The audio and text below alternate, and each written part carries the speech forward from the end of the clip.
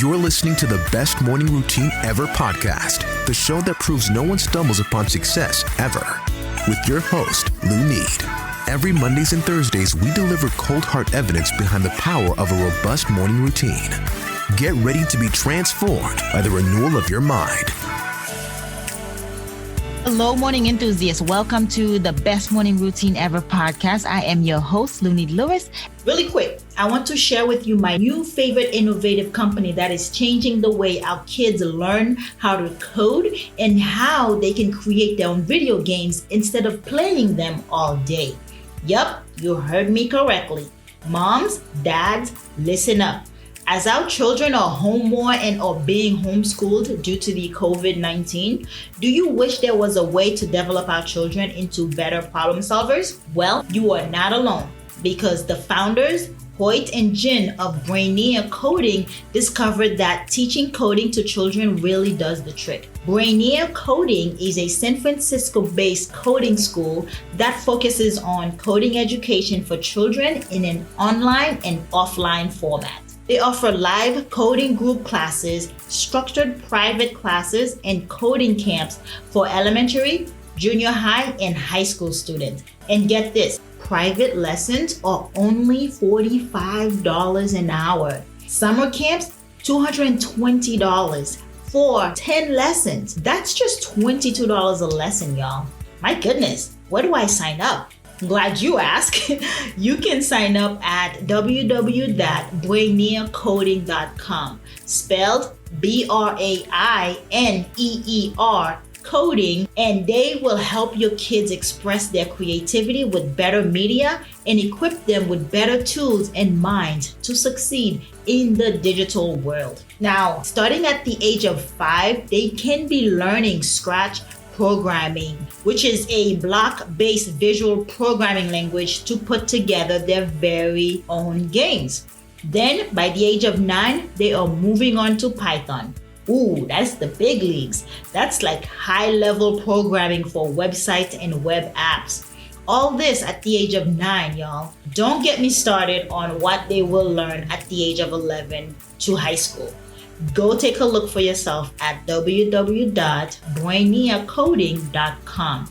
Join their free trial lessons today. You don't need a credit card. Just mention the coupon code COD 2020, that's code 2020 from this podcast, and you'll receive a 15% discount off the already super cheap prices. Y'all, I'll see you in there. Today, I have the honor of introducing a very special guest to the show, Carl Moose. Through his Find Your Practice, Carl has achieved great success in all areas of life.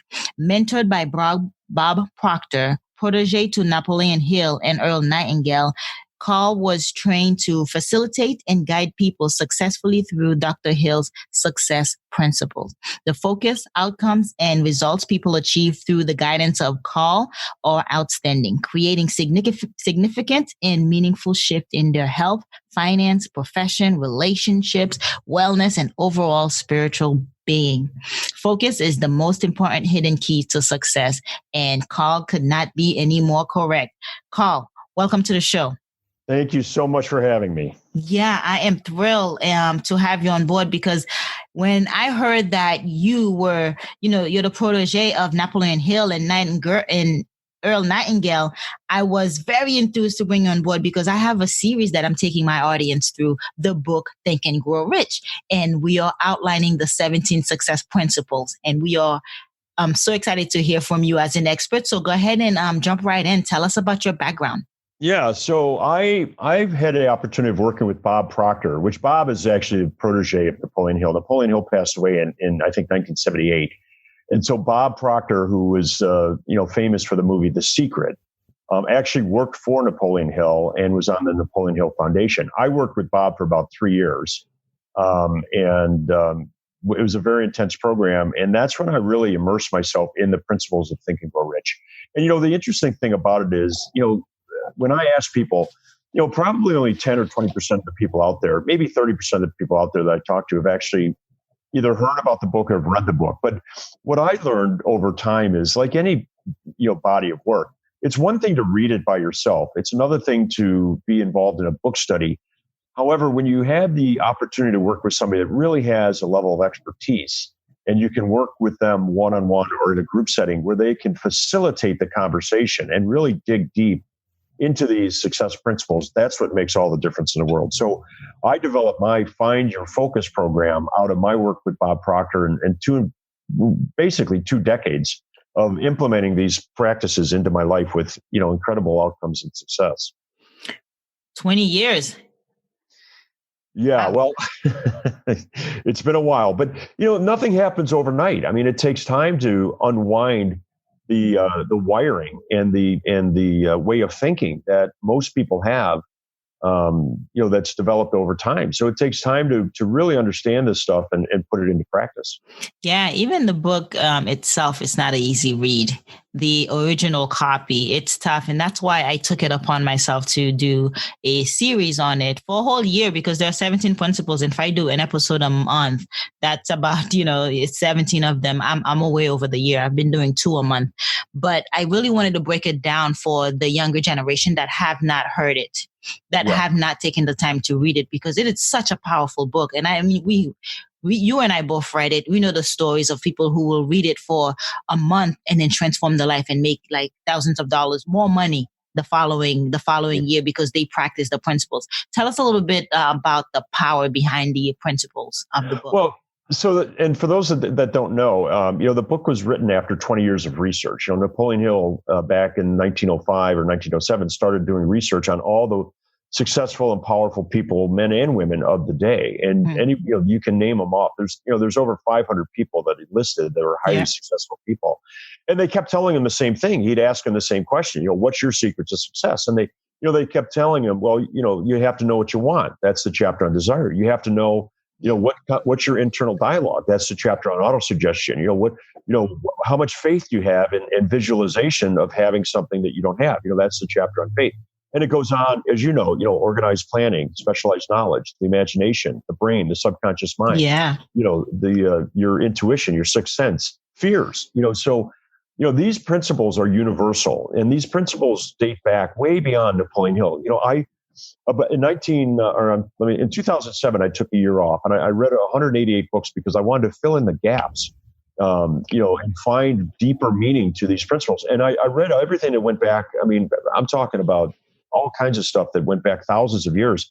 These principles have been around as long as human beings have been around. And these principles apply to everybody. I don't care where you were born. I don't care what your education level was. I don't care, what your background, your religion. It doesn't matter. If you're a human being and you use these principles the way that they're defined in Think and Grow Rich, the universe has no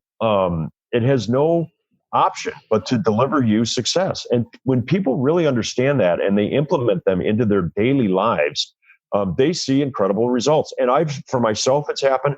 I've led this course to thousands of people myself, and I've seen them have incredible success. So the bottom line is they work.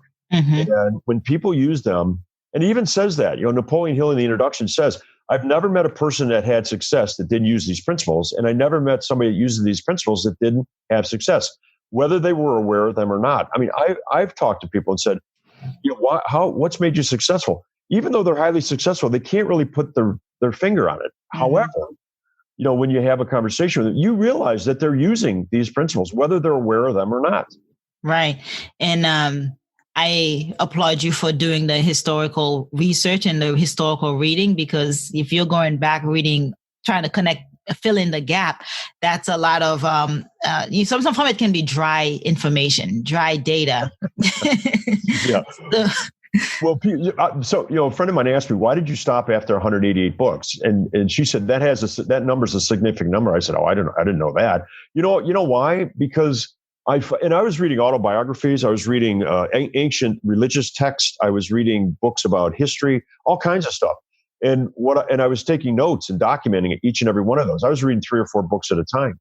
And the reason why I stopped is, as you said, I just kept the universe just kept giving me the same message over and over again. So I said, my vessel was full. I'm full. It's not required that I read anymore. So, and that's when I just began writing my Find Your Focus program.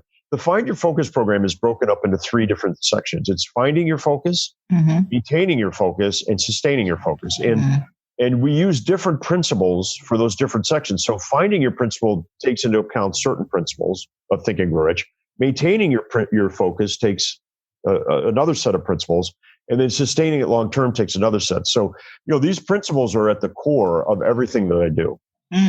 Now, it sounds like you are implementing the principle Masterminding, right? Because the program that you will design is to teach others, to bring like-minded people together to talk about, to actually find their focus, right? Yeah.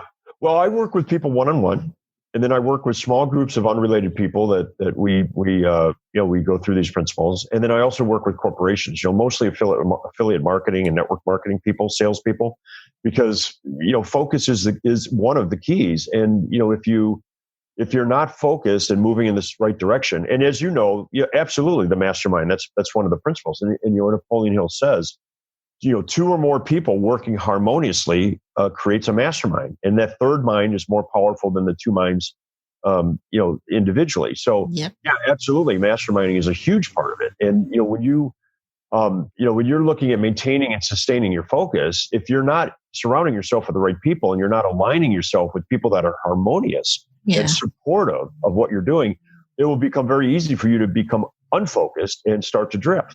Right. So mastermind's a huge part of it.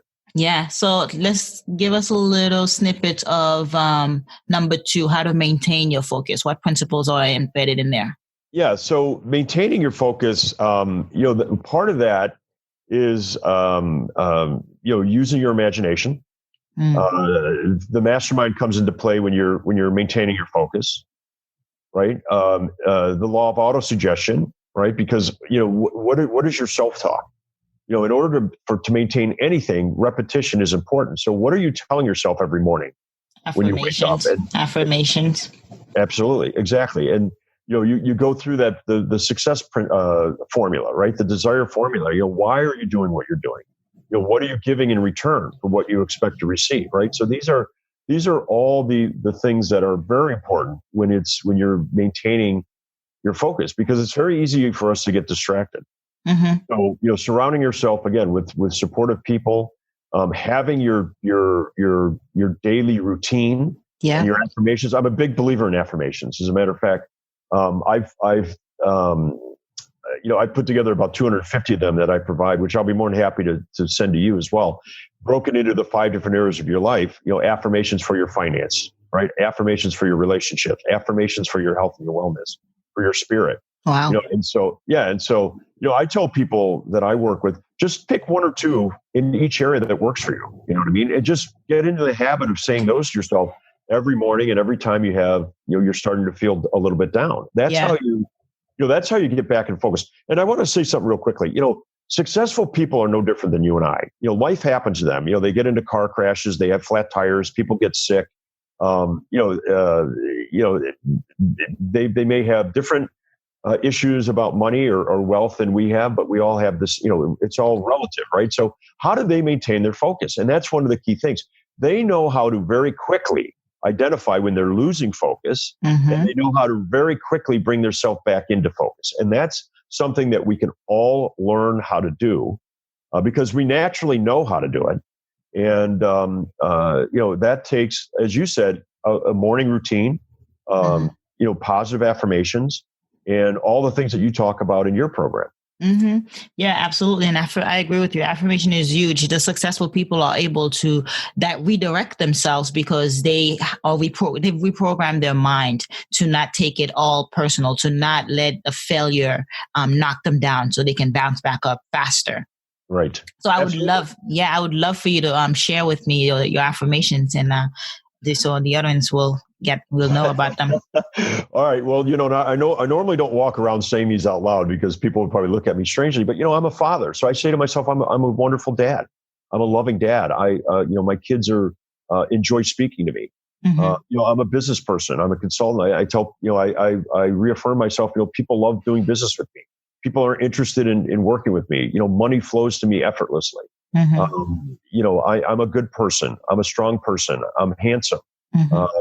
People enjoy my company. People seek me out and I seek them out. I mean, these are just some of the things I tell myself, on a daily basis, because it does make a difference. It puts you in a higher level of vibration. And we all talk about that. And Napoleon Hill talked about it way before anybody else did. In the modern era, he talked about how do you elevate your level of vibration? Well, you get into a positive energy, and emotion equals energy equals emotion. So he talks about the 7 positive emotions and the 7 negative emotions. When you find yourself slipping into the negative, turn yourself around and go to the polar opposite, right? When you're finding yourself to be jealous about something, start thinking about gratitude, right? Which is the positive side of that, right? When you're feeling cynical or hatred enters your heart for some reason, the other side of that is love, right? And appreciation for other human beings. So getting yourself in those positive and memorizing those positive emotions, right? Memorizing those and repeating them to yourself keeps you in an elevated level of vibration. And that will attract other people that are vibrating at a high level as well. And it will keep you feeling good. It'll keep you healthy. It will keep you wealthy. And again, people will want to work with you. And then those positive affirmations don't sound so crazy, because people will seek you out. Yep. And this is evidence. You and I found each other, right? And here we are on a we've never met, but we're doing a podcast, and we're feeding off each other's positive energy. That's how it works. We're a bundle of energy. Absolutely. We have to get to the frequency of the goal that we want, of the thing that we want. And it starts with the automation. It starts with the positive affirmation and reframing the mind over and over again.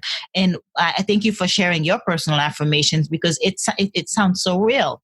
It is so you, right? Because it's tailored to you. Your affirmation is going to be different from mine. It's going to be different from somebody else. Like my affirmation on a daily basis is, I am divinely happy.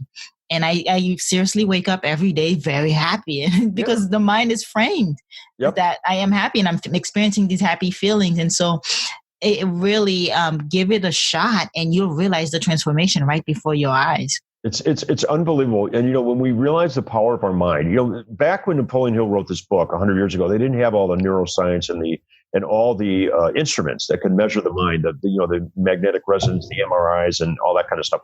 They've actually done scientific evidence that we can reprogram our brain. In other words, it's like walking through the woods on a path. The first time you do it, you have to chop a path. But if you walk that path over and over and over again, you create a pathway. And, that happens in our brains, our synapses. We actually, atom by atom by atom, or molecule by molecule by molecule, we reprogram our physical brains. And how do we do that? We do that through repetition. And we do that, as you said, waking up and saying something that you're divinely happy.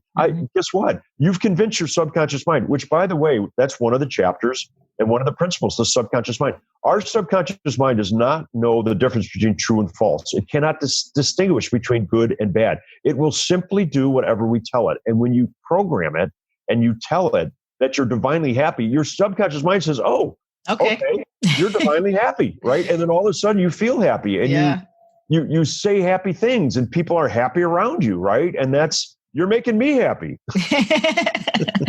It helps to find a purpose, I have to say, Carl. It helps to find a way to add value, because before this, I was drifting through the wind like a bag, and didn't know how to add value. And that led to some frustration. That led to some anger. But the minute I found my calling and stepped into it, that joy really kicks in automatically too. Well, tell us about finding purpose. Yeah, go ahead. Can I just tell you real quickly what I've learned about that? Because we talk about that. People, in my mind, passion is the thing that you love doing. In other words, it's the thing that you would just love to do if you had the opportunity, which I believe you do, by the way, we all do, to do what you really love to do all day long, every day. Then that would be wonderful. That's what I call passion, right? What people call passion. That's a personal thing, right? Purpose is when you go beyond your passion. And well, there's purpose, in my view, is serving the greater good, serving the higher master, right? And that's what we're all seeking. And by the way, we are all divine creatures. We have been put on this earth, each and every one of us, to fulfill a divine purpose. And if you don't believe that, you're fooling yourselves, because it is a miracle that we're actually alive. I mean, if you really think about everything it's taken for us to be here on this earth, and this earth to be where it is in the solar system, the universe, and that we are existing, that we are in this, on this earth. It's a miracle. And when you understand that we all have a purpose, and what's the old saying? The two most important days of your life, the day you were born and the day you find out why, right? Well, that finding out why is your purpose. So your passion is what you love doing. Your purpose is how it serves the greater good. And that's what people are seeking. Mm-hmm. And the day you find out why you were born, it re-evolutionizes your world. You transform. You're no longer the same person that you were. No. You become a whole new being, a whole new purpose, a whole new driven life. Yeah. Well, you're operating at a higher level. You're operating at a higher spiritual level. And then you get connected with how similar we all are and how we're part of the universal consciousness, right? Yeah. And then life becomes really exciting because you're happy to see people and you're happy to help people and you're happy to serve people, right? Because that in essence is what most people's purpose evolves around. And here's the kicker. You hit it right on the head. People are like, well, how do I find it? You know what you do? You keep asking yourself that question. Why am I doing what I'm doing? Mm-hmm. Why do I get up in the morning? Why do I do everything I'm doing? Because Bob Proctor always used to tell me, we give up things of lesser value for things of higher value. And when you can find that higher value of operating, right? And you do it through asking yourself the question, forget about the how. The how doesn't matter. The universe will show you. Yeah, I'll give you the how. It will give you the how, but we get caught up on that. Keep asking yourself, and I tell people this in the beginning of my program, tell me what you want, right? And Bob Proctor has a saying, tell me what you want and I'll show you how to get it, right? But more importantly, not just what you want, why you want it, right? And when you ask yourself that, why? Someone told me the other day, I want $1 million. I'm like, really, $1 million? I said, that's just a bunch of paper. I said, why do you want the $1 million? He said, because I want financial freedom. I said, why do you want financial freedom? He said, so I can provide for my family. I said, why is that important? So the point is, we kept asking ourselves, why, until about the 6th or 7th time. And he really got it. He got the emotion. He started tearing up. Yeah. Because he got to his emotional why, that he wants to leave a legacy and for his family. It's beyond him, right? Yeah. It's not about the $1 million. It is our innate desire. Deep down inside, that is everyone's goal. We want to serve other people. We want to serve other God's children. We are designed to do so. Absolutely. And a lot of us, we get lost in the programming that we've had because as an infant, we were programmed. We were only allowed to download data because we were at an alpha state. We only get to learn new languages, new faces, new organization, new people, and all that. And so that's some of the programs that we learn doesn't fit our new reality, doesn't fit who we want to be. And I like to call those automated negative thoughts, those ants. You know, we grow up with a lot of negative thoughts, a lot of negative self-dialogue that is self-sabotages and actually hinder us from becoming this like optimum individual, right? That wants to serve. If you're focusing on the physiological needs like shelter, food, and the basic, you really cannot reach that self-actualization that is the ultimate goal. I totally agree. I call it snow. You know, when people tell me, I said, don't tell me what you need. There's no inspiration what you need. All we need to survive is what I call snow: sleep, nourishment, oxygen, and water, right? That's all we need to survive. Sleep, nutrition, oxygen, and water. Snow, that's all you need. Tell me what we want and to thrive is infinite. We all have our own desires. We all have our own wants. That's inspiring. Tell me what you want, and I'm inspired. Tell me what you need, and you're just needy. So I always tell people, I said, don't tell me what you need. As a matter of fact, all you need is sleep, nourishment, oxygen, water to survive. But we're not about surviving. Right. And you hit it perfectly. When we're an infant, survival is key. If we don't get those 4 things, we'll perish. Right. But when we come into an age of reasoning, right, when we come into our real age of being, right, now we're talking about thriving, right? Mm-hmm. We're talking about how do we want to thrive? And there's an infinite number of things that we can want or desire. And that's where you want to be as an adult, as a reasoning, you know, beyond being just someone that's just trying to survive. Unfortunately, there's so many people out there that are just in survival mode. And I think that's one of the biggest issues we have these days. We're all in survival mode. It's heartbreaking. It really is. And I've been there. It took me 32 2 years to actually step into what the truth is for my life calling, because I denied it so many times. It's really depressing to see that people have so much potential and we can do so much more, but we don't know how to tap into it. Right. And hey, listen, you and I are working on that. And, I know we're getting short on time here, but, one of the things at the end of the book is, outwitting the 6 ghosts of fear.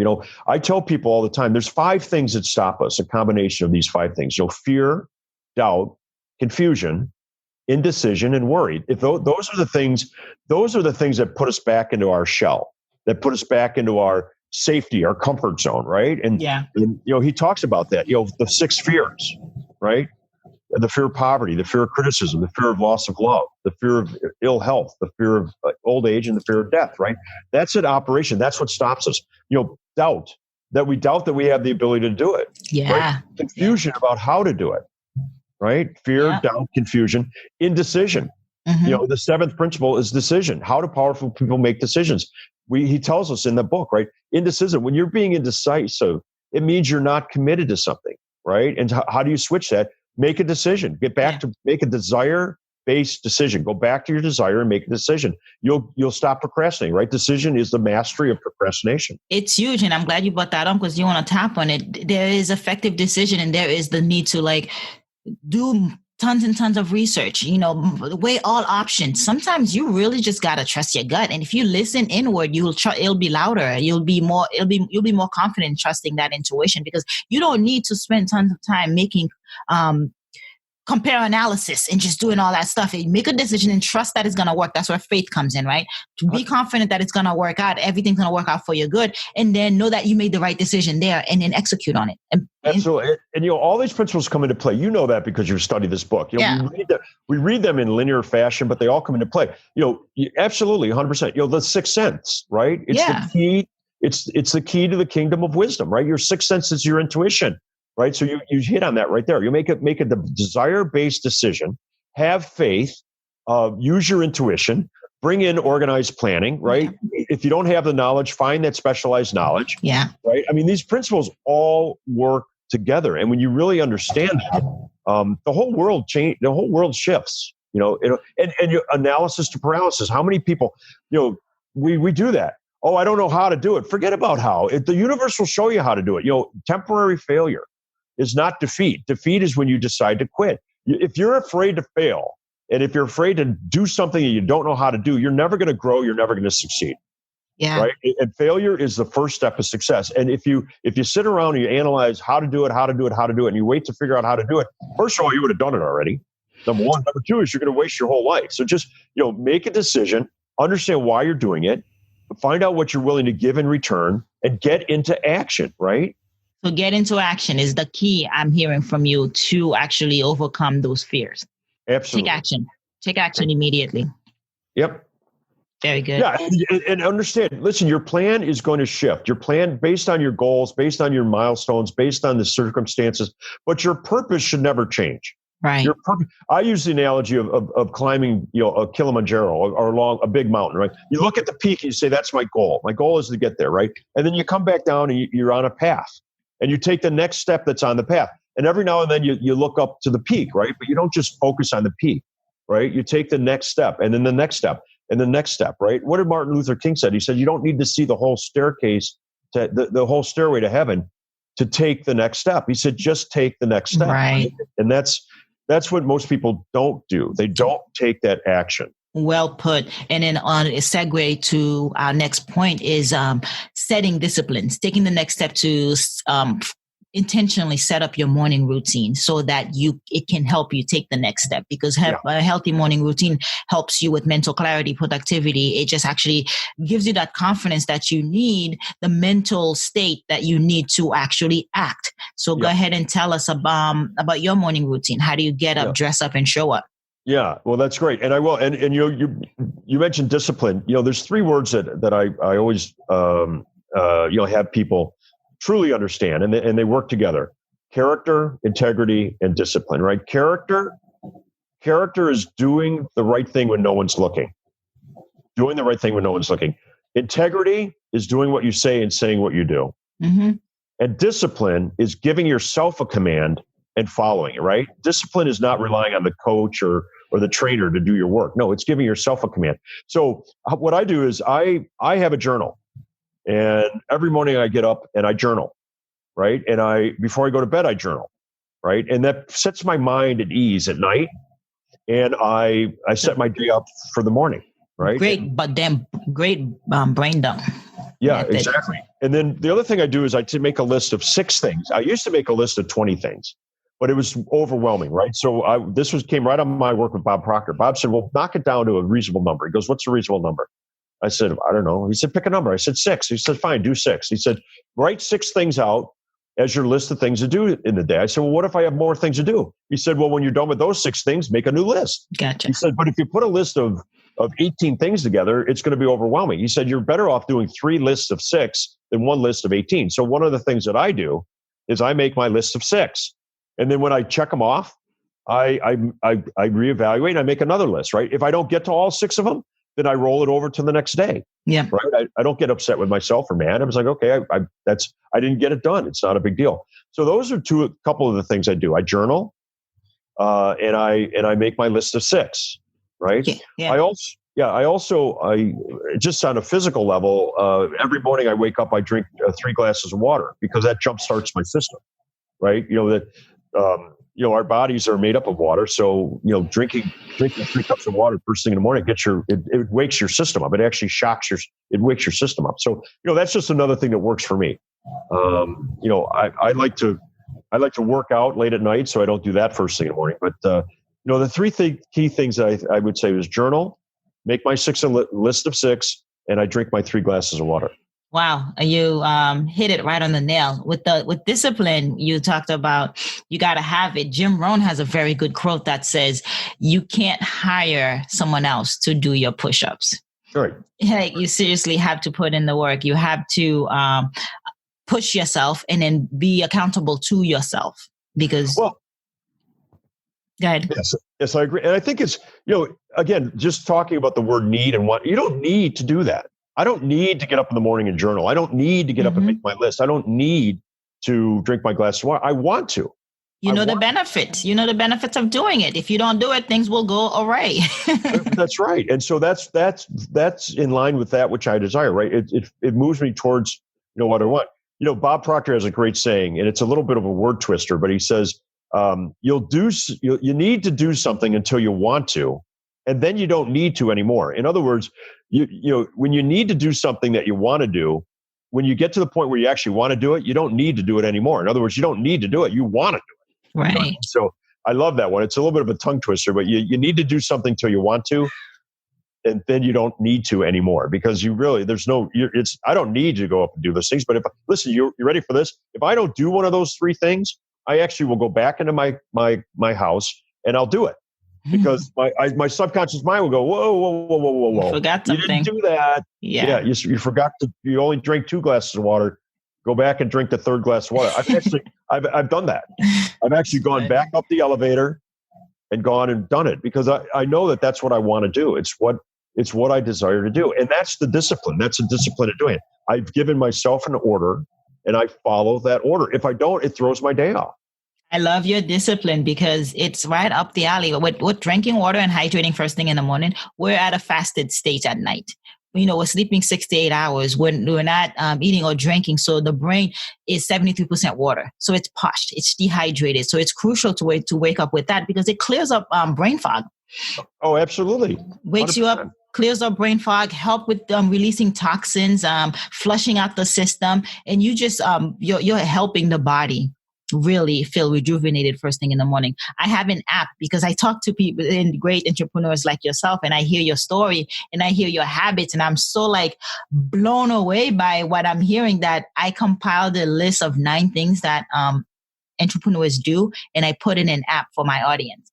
And that's awesome. Yeah. And the first one is hydration. It's the first thing you said you do when you wake up in the morning. It's just confirms the data. It's coming over and over again because success leaves clues. Your success, you're leaving clues. You're telling me what works for you. Why wouldn't I follow it? If I want your success. And that's the whole premise of Think and Grow Rich. That's the whole premise of Think and Grow Rich. As you take some water. But that's the whole premise of Think and Grow Rich. But listen, I tell people all the time, Napoleon Hill, what he did was he documented. The first version of the book was 1,000 pages. You know that, right? The first, after 20 years, it was called The 16 Laws of Success. I read that. You think Think and Grow Rich is hard? Oh my God, this is really difficult reading. I read it. It's still out there. You can get copies. But after his publisher said no one's going to read 1,000 pages, so he took another 8 years to edit it. It took 28 years. The first 20 years was research. Yeah, that was 1,000 pages. I've read that. It's very dry. And then he took the next 8 years editing it down to less than 300 pages because the publisher said no one's going to read a book of 1,000 pages. But what's the point? The point is that this was not his opinion. This is not something that Napoleon Hill just thought up. This is what thousands of people told him about success. He also interviewed a lot of people that were not successful. He went into prisons. He went into mental institutions. He went into places where people were not considered successical and said, what happened with you? And that's where he came up with. What happened with you? Well, no, but I forget which chapter it is, but I think it's towards the end of the book. He has 30 reasons for failure. He actually tells us why we fail. He has the 57 alibis, right? You know that from I forget, organized planning, I think. 57 alibis, the alibis that we tell each other. Well, he's also got a really famous saying that says success requires no apology and failure has no alibi. That's one of the sayings in the book. Success requires no apology. When you succeed, people aren't going to do anything but want to be around you. They're not going to say, well, you owe me an apology for succeeding. They're never going to ask you for an apology, right? And failure has no alibi. There is no alibi for failure. There is none. So, he spells out what he learned over these 20 years from all the people that were successful people and also people that were less successful. And he really, that book, the reason why I really love this book, and I've studied this, I've memorized parts of the book because it just makes sense for me too. It's a blueprint. Yeah. He actually gives us the roadmap. And if people read that and not just read it, but like you and I study it, because you and I study it, and you'll never teach something you don't really understand. And you and I have been teaching this stuff and Bob Proctor's the master. I mean, there's only one other person that I've met that knows it more than Bob Proctor, or as much as Bob Proctor at the highest level. He reads the book every day. He carries the book with him. He still has the vintage copy. He has the original copy with him every day. And the time I spent with him, he had it with him. He pulls it out. And the other guy is Don Green. Don Green is the chairman of the Napoleon Hill Foundation. And Don and I have developed a relationship as well. I've had lunch with Sharon Lecter several times, who wrote Think and Grow Rich for Women. A lot of people doesn't know she was the brain power behind Rich Dad Poor Dad. Robert Kiyosaki. She was Robert Kiyosaki's CEO. I can tell you that whole story at a different time, but Sharon Lecter also knows this information. There's also a Think and Grow Rich for Black professionals. Well, that was Les Brown, I think, right? I wrote it. I would. My fiance is reading it right now. I got to check. I think it was Les Brown. Les Brown is another one, but Greg Reed. He wrote 3 Feet from Gold, which is the story in the introduction about Darby that got 3 feet from gold and decided to quit. Right. So Greg Reed wrote a book. Actually, Greg and Sharon wrote the book, 3 Feet from Gold. That's another good one. Bob Proctor is he's 85 years old. He's not getting any younger. He's an amazing individual. If anybody ever has a chance to go and see him or work with him, I highly suggest doing it. He's a phenomenal individual. 3 feet of gold. So 3 feet to gold. That's inspiration to keep going, because you never know how far you are from success. Well, it's 3 feet from gold, and it comes right out of the story of introduction. Napoleon Hill interviewed a guy named Darby who made a fortune in the insurance business, and he said the reason why I was so successful in the insurance business is because of one of my past failures. This was back in the late 1800s. He went out for the gold rush, and he found a vein of gold, and he stopped digging 3 feet from where the mine was. Exactly. And so somebody else came behind him and made a fortune. And he said, that's never going to happen to me again. He says, I'm never going to quit 3 feet from gold. So we're all 3 feet from gold. We're within an arm's length of our success. Another great one is Acres of Diamonds. I don't know if you've ever heard of that one. It talks about what's below the hidden surface. What's below the surface? Well, there's acres of diamonds right below our feet. We just can't see them. Right. Until we start to dig down into our subconscious mind and into these principles, we start to reveal the diamonds that are we're standing right above.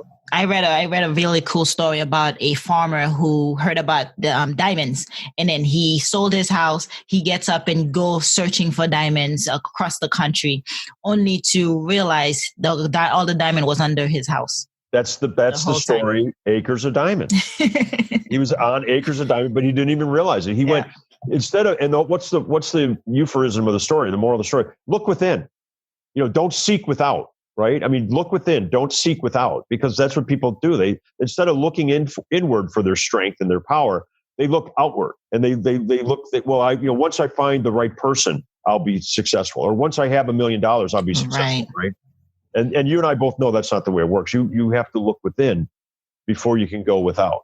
Yeah. And you also have to quiet the mind. You have to quiet the soul. You have to do the quiet moments, the meditation, to actually get there, to hear it, because it's a faint, it's a silent, quiet, still voice.